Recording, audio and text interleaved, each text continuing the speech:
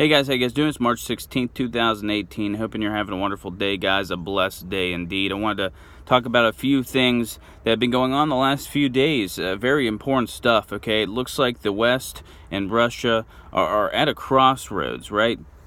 So we talked about that nerve agent attack in the UK, all right? How Theresa May, Britain, came out immediately and was like, they were convinced this was Russia, all right? That Russia ordered this attack, that Putin was the one who called the order, he gave the order, it happened, that this was a chemical attack in London, in the UK, all right? And then a couple days later, what do we see?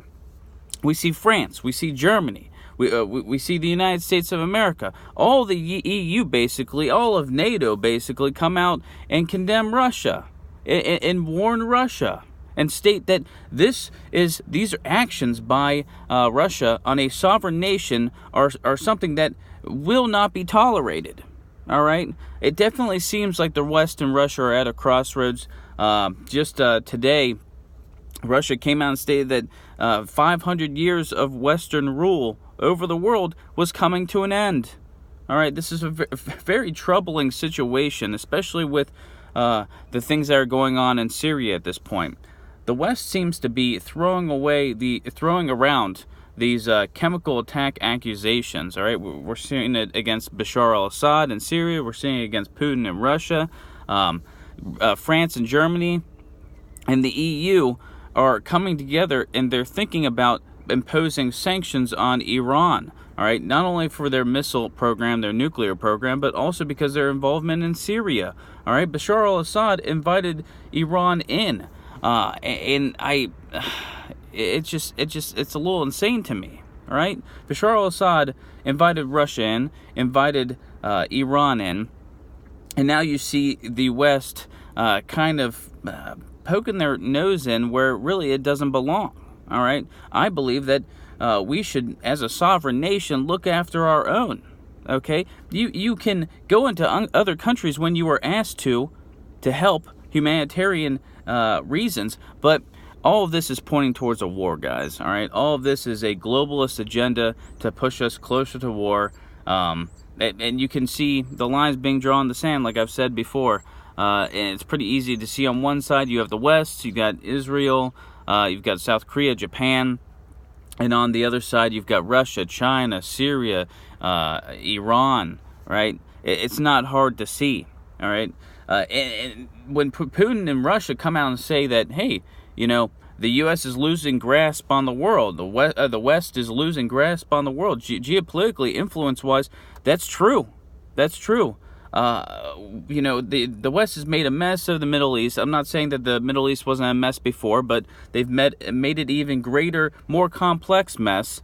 All right. And now you're seeing countries like China, Russia, having bases in Africa, in the Middle East. They're gaining more geopolitical influence, all right? Also, apparently, we're getting reports that there's a North Korean military base underground in Syria. So that's something we're going to have to keep on watching as well. The amount of troubling things happening, all right? And if you connect the dots, it's really not that hard to see that the U.S., that the West has been at odds with Russia for a long time, and it's coming to a crossroads, all right? What we're seeing between the U.S. and Russia and Syria is extremely dangerous. And now you're hearing other Western nations like France, UK, Germany saying that they may use military force in Syria. All right? It's crazy. All right, we've got the stuff with Taiwan going, where the U.S. is trying to have bilateral trade missions, different meetings with Taiwan, perhaps military meetings, and of course China does not like that. China's been very aggressive. That they're saying that, you know, they could respond militarily if we continue that relationship with Taiwan. All right. Then we've got the whole situation with North Korea that we've talked about day in and day out. Right. South Korea is getting ready to have a summit with North Korea. At this point, we really haven't heard anything from North Korea stating, hey, this meeting between Trump and Kim is going to happen. All right. We haven't heard that whatsoever. So I'm still very skeptical about that meeting. It's something we're going to have to continue to watch. you see in the Trump administration, they're making a lot of moves, right? Rex Tillerson, a very diplomatic guy, a guy who seemed like he wanted to avoid World War III at all cost. He's out of there. He's out of there. Mike Pompeo is taking over, and that man is a warmonger. Now we're also hearing that H.R. McMaster, the National Security Advisor, could be out the door. He could be on his way out the door. And guess who's going to take over his spot?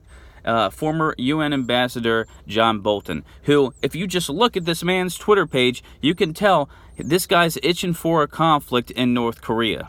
All right? He doesn't trust the talks. He doesn't want to even for a second agree that North Korea can have nuclear weapons and we can live in a world with nuclear weapons in the hands of Kim Jong-un. And he blatantly says that military force, may be the only option that we have. All right. So if you look at what the Trump administration is doing, what President Trump's doing himself, it looks like he's really surrounding himself with this war cabinet. All right. Things are spiraling out of control. It looks like there's a few flashpoints in the world, like we talk about all the time. North Korea, Syria, Ukraine. This is insane. All right. It looks like the U.S. and its Western allies are on a collision course with Russia/China, and World War III would be the end result. All right, guys, this is very troubling things. We need to continue to pray, continue to have a few beers, because why not? Why not, guys? Have a beer, say a few prayers, and as always, now in the rest of 2018, guys, keep your eyes to the skies. Thanks. God bless.